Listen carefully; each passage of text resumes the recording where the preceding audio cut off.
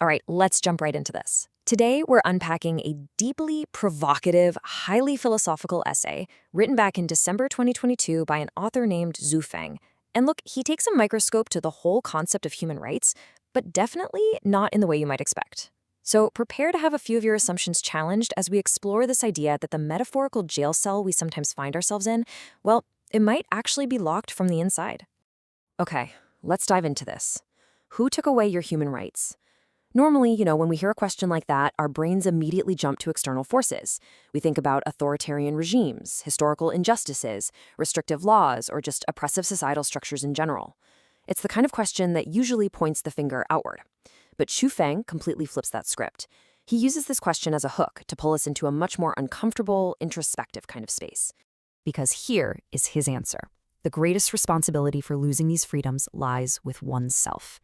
And what's really fascinating about this claim is just how directly it challenges our default way of thinking. Now, to be clear, Zhu Feng is making a controversial, core philosophical argument here. We're analyzing his specific lens today. We're not stating this as absolute universal fact, but as a thought experiment, it's undeniably compelling. He's basically arguing that, sure, external pressures absolutely exist, but the ultimate surrender of our deepest liberties, that is, at its core, an inside job. To build this case, he maps out what he calls the 8 fundamental freedoms. These are the right to live, to create, to migrate, to speak, to personal freedom, to think, to learn, and the right to refuse. According to the text, these are innate. They're granted by heaven to every single individual the moment they're born. Yet he points out this tragic irony. As people just kind of go through the motions of living their lives, they often look up one day and realize that almost all of these 8 rights are nearly completely gone. So how exactly does that happen? Let's break it down. Well, to truly grasp Zhu Feng's theory, we actually need to zoom way out from those grand philosophical concepts and get down to the absolute micro level. We have to start with the very vessel you inhabit right now, your own body. He argues that before we can even start talking about things like freedom of speech or the right to migrate across borders, we have to look at the simplest, most tangible freedom of them all. Zhu Feng defines personal freedom extremely specifically. It is the absolute right to control your own body. And his examples are wonderfully mundane, but they hit the nail on the head. It means having sex with whoever you want, as long as they're a willing partner, obviously. It means deciding you want to take a bath in the middle of the night and just doing it. Getting a tattoo if you feel like it. Standing up while eating your dinner. The whole point is that anything related to your physical body should be entirely up to your own discretion. That is the baseline.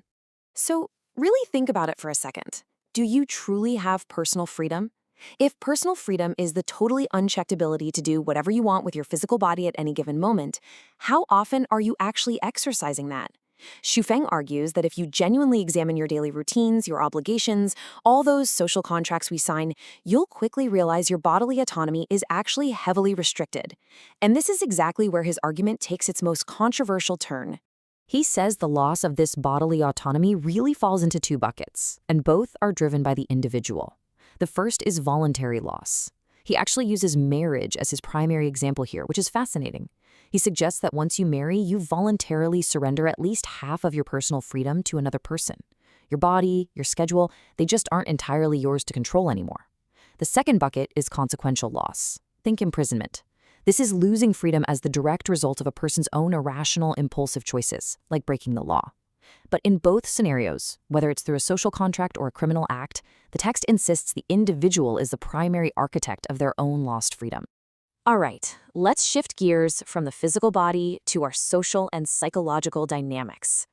Zhu Feng introduces another absolutely critical concept here, the right to refuse.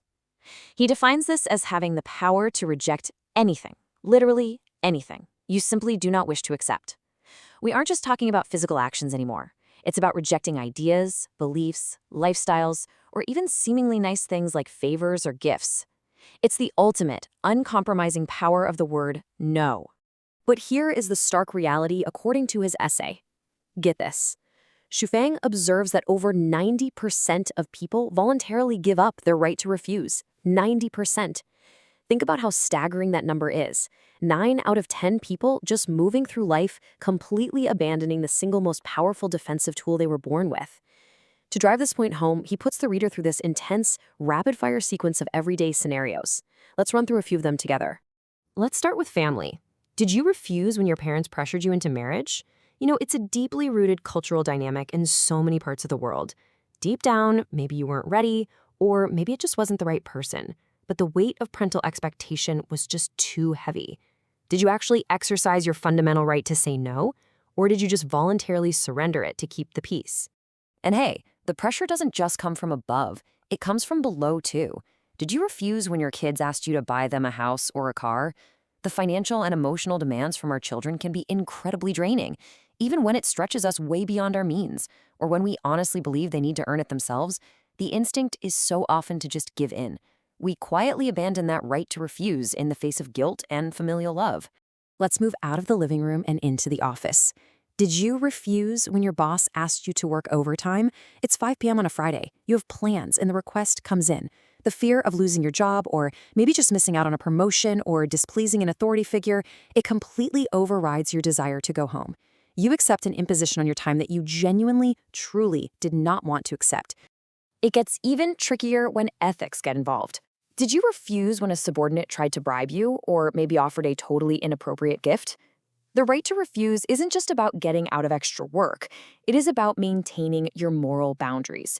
Yet, the temptation, or honestly sometimes just the sheer awkwardness of the social interaction, leads people to accept things they know for a fact they shouldn't.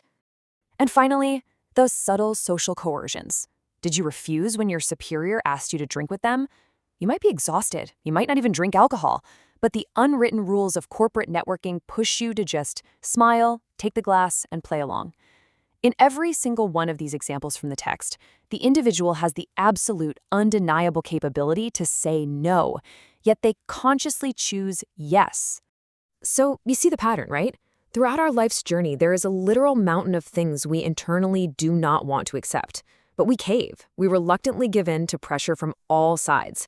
It comes from governments, the police, our bosses, our parents, our closest friends, sometimes even from local thugs. We act against our own true will. We shoulder these burdens, and by doing so, we are the ones who effectively sign away our own right to refuse. And this brilliantly illustrates the core architecture of Shufeng's whole philosophy. We've spent the last few minutes looking at these tiny, almost invisible micro-surrenders in our daily lives, agreeing to overtime, drinking with the boss, yielding to family pressure. But the essay argues that these individual actions, they don't exist in a vacuum. They accumulate. Let's look at the macro consequences of an entire society that simply forgets how to say no. It's essentially a domino effect, a chilling philosophical escalation of how societies degrade. Step 1. The vast majority of people voluntarily give up their right to refuse in their everyday lives.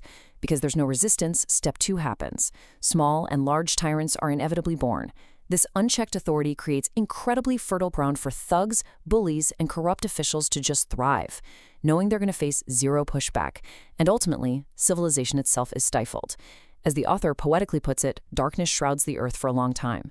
The essay posits that the loss of all broader societal freedoms traces directly back to the individual's failure to hold their ground on the smallest things. Which brings us to a final question, one that I really hope stays with you long after this explainer ends. Think about the interactions you've had in just the last 24 hours. Based on Shufeng's framework, which fundamental freedom did you voluntarily surrender today? Did you give up your personal freedom to appease someone else? Did you silence your own right to speak or abandon your right to refuse simply because it was easier than facing the conflict? The text leaves us with this profound realization. If we are indeed our own jailers, then we are also the only ones holding the key to our release. Take some time to reflect on that. We'll see you in the next explainer.